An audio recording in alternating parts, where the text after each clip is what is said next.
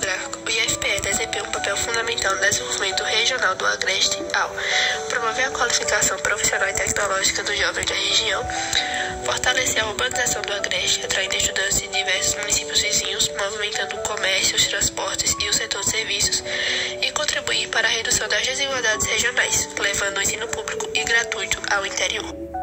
Já no aspecto matemático, considerando uma estimativa de que o IFPE Caruaru atende cerca de 1.141 alunos e que a cidade de Caruaru possui aproximadamente 378 mil habitantes, podemos fazer a seguinte relação de porcentagem de estudantes do IFPE em relação à população total, que dá aproximadamente 0,30%.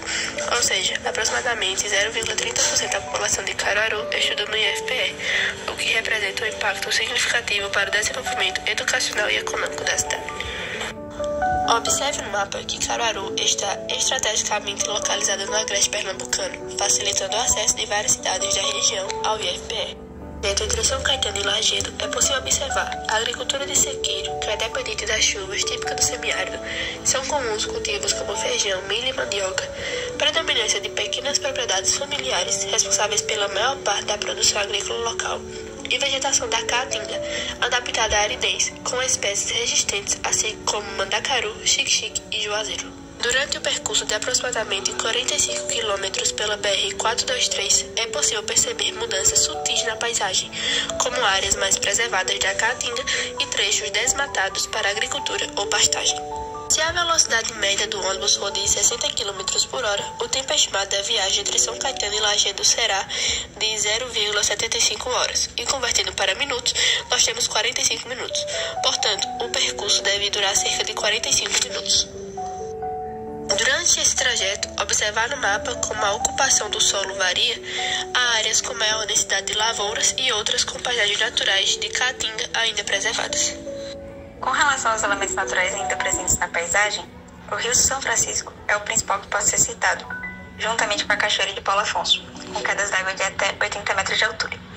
Além disso, nos entornos da hidrelétrica, observa-se como elemento natural a vegetação que é a caatinga e peixerófila. Alguns exemplos de espécies da vegetação são cactos do tipo facheiro, juazeiro, catingueiro, pé de manga e no Parque Belvedere há baranesas na água. A região apresenta cânions esculpidos pelo Rio São Francisco, com paredões de até 50 metros de altura e profundidades que chegam a 190 metros em alguns pontos.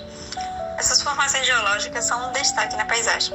O solo rochoso e seco típico do sertão nordestino também é visível em muitos trechos da paisagem. Por fim, apresenta uma fauna regional com animais nativos, como aves, répteis, mamíferos e peixes do rio. Há também elementos modificados pela ação humana, que sejam para fins energéticos, urbanos ou turísticos. Primeiramente, há as barragens e represas construídas para represar o Rio São Francisco e gerar energia para a usina hidrelétrica. Há também prédios administrativos e operacionais e escritórios, centros de controle e manutenção do complexo, como a Torre Cogumelo e o centro operacional atual, que fica ao lado de máquinas antigas usadas para controle da hidrelétrica.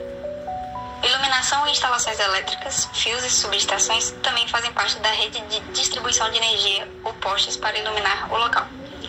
Alguns elementos naturais sofreram intervenção humana. Em alguns trechos, o leito do Rio São Francisco foi alterado para otimizar a geração de energia.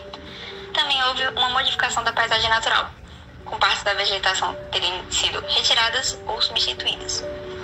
Há também as partes feitas em prol do turismo ou da locomoção dos trabalhadores no lugar, como as passarelas, o bonde e as placas informativas do mapeamento do lugar e marcos históricos. O Rio São Francisco possui muitas outras utilidades além da geração de energia elétrica, incluindo sinais de atividades turísticas, agropecuária e urbanização na região. Ele é o canal que leva a água do rio para o projeto Jaíba, o maior projeto de irrigação da América do Sul, abrangendo mais de 100 mil hectares de irrigação, tornando as terras férteis produzindo frutas e hortaliças para todo o Brasil. Muitas vezes ele é comparado com o Rio Nilo, por exercer um papel de irrigar e fertilizar as terras em suas margens. A pesca é outra atividade econômica importante no Rio São Francisco, que também serve de atrativo turístico na região de Paulo Afonso. Atividades como passeios de barco pelos cânions, visita à Cachoeira de Paulo Afonso, exploração de trilhas ecológicas são populares entre os visitantes. O rio fornece água para o consumo humano e animal, além de abastecer comunidades rurais e urbanas próximas. Portanto, é evidente a importância do Rio São Francisco na variedade que é utilizada para além da geração de eletricidade. No entorno da hidrelétrica de Paulo Afonso e do Rio São Francisco, há atividades turísticas e agropecuárias já citadas e também há um certo nível de industrialização. Embora não seja intensa, a industrialização está presente em setores ligados à energia, alimentos, materiais de construção e pequenas fábricas locais, impulsionada pela presença da CHESF e da estrutura elétrica da região. A construção da usina hidrelétrica trouxe consigo benefícios e impactos negativos. Um dos benefícios foi a criação de empregos para a construção da usina e para sua operação. Durante a construção da usina hidrelétrica de Paulo Afonso, iniciada em 1948, foram criados milhares de empregos, tanto na fase de obras quanto na operação contínua da usina. Essas oportunidades de trabalho impulsionaram o desenvolvimento econômico da região, atraindo trabalhadores de diversas partes do país e contribuindo para o crescimento urbano de Paulo Afonso. Apesar que isso também trouxe um impacto negativo, uma vez que os trabalhadores da construção antigamente enfrentavam condições precárias de trabalho durante a construção, com acidentes, ferimentos graves e trabalhadores com poucos direitos trabalhistas. Muitos mineradores desenvolveram doenças pulmonares associadas ao pó liberado pela sílica. Como ponto positivo, a usina hidrelétrica de Paulo Afonso desempenha um papel fundamental na geração de energia elétrica no Brasil, especialmente para a região Nordeste. Somando as 5 usinas, o complexo possui uma capacidade instalada total de 4.279,6 megawatts, sendo a terceira maior do país, atrás apenas de Belo Monte e Tucuruí. Como ponto negativo, existem os problemas ambientais consequentes da construção da hidrelétrica, como o desequilíbrio nos ecossistemas aquáticos, afetando peixes e outras espécies dependentes do fluxo natural do rio. Alguns dados técnicos da usina hidrelétrica de Xingó são: altura da queda d'água, aproximadamente 30 metros, vazão média, cerca de 9.000 metros cúbicos por segundo, variando conforme o período do ano, potência instalada, 3.162 megawatts, dividido em 6 turbinas. Considerando esses dados, podemos calcular a potência teórica, que é calculada com a seguinte forma: potência igual densidade da água vezes aceleração da gravidade vezes vazão da água vezes a altura da queda. Substituindo, encontramos uma potência teórica de 2.649 megawatts. Ela se apresenta inferior por causa de condições operacionais como a altura da queda d'água ou vazão máxima em épocas específicas variando, além das margens do projeto. No entanto, a produção efetiva, a potência gerada, normalmente é menor que a potência instalada. Estimando a eficiência, podemos achar um valor de aproximadamente 80%. Que é uma ótima eficiência considerando que há diversas perdas por uma série de motivos. Um dos principais aprendizados sobre a história humana no Vale de São Francisco, relacionado ao Museu de Arqueologia de Xingó, é que a região foi habitada por grupos pré-históricos há cerca de 9.000 anos. Esses grupos, que possivelmente vieram do Planalto Goiano, das cabeceiras de São Francisco e do sudoeste da Bahia, tinham uma cultura arqueológica ainda não identificada e distinta da região Nordeste. Algumas das principais descobertas sobre esses povos incluem alimentação, ferramentas e adereços, transporte, mortalidade, estratificação social, práticas rituais. O Museu de Arqueologia de Xingó, localizado em Canindé de São Francisco, Sergipe, reúne cerca de 50.000 peças e vestígios desses primeiros habitantes, tornando-se uma importante referência brasileira em ciência e arqueologia. Um outro aprendizado importante sobre a história humana no Vale do São Francisco, relacionado ao museu, é que a região apresenta uma rica diversidade cultural e artística ao longo do tempo.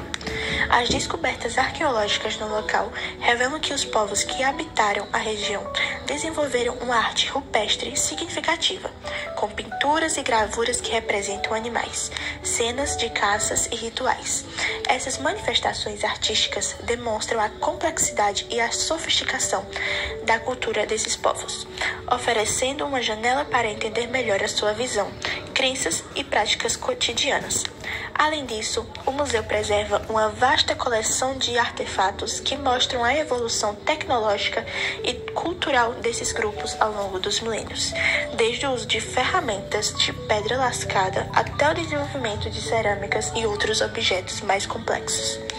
Essa riqueza cultural e artística foi encontrada no Vale do São Francisco, evidenciada pelo acervo do Museu de Arqueologia de Xingó, destaca a importância da região como um verdadeiro patrimônio arqueológico no Brasil. Os povos Funiô, que compõem cerca de 12% da população de Águas Belas, têm um papel importante na preservação ambiental e cultural da região. Eles têm hábitos tradicionais sustentáveis que favorecem a conservação da vegetação nativa e do relevo local, como o uso de saberes ancestrais na agricultura e no manejo da caatinga. Além disso, preservam a língua Iatê, suas danças, rituais e formas de organização social, contribuindo para a valorização e continuidade da cultura indígena do Nordeste. Piranhas é considerada um patrimônio cultural do Nordeste por sua história ligada ao ciclo do cangaço e à navegação do Rio São Francisco. A cidade possui um conjunto arquitetônico preservado do período colonial, com casários coloridos e ruas de pedra, além de ter sido palco de eventos históricos relevantes, como a chegada do corpo do Lampião. Sua localização à margem do São Francisco também destaca sua importância estratégica e cultural para a região.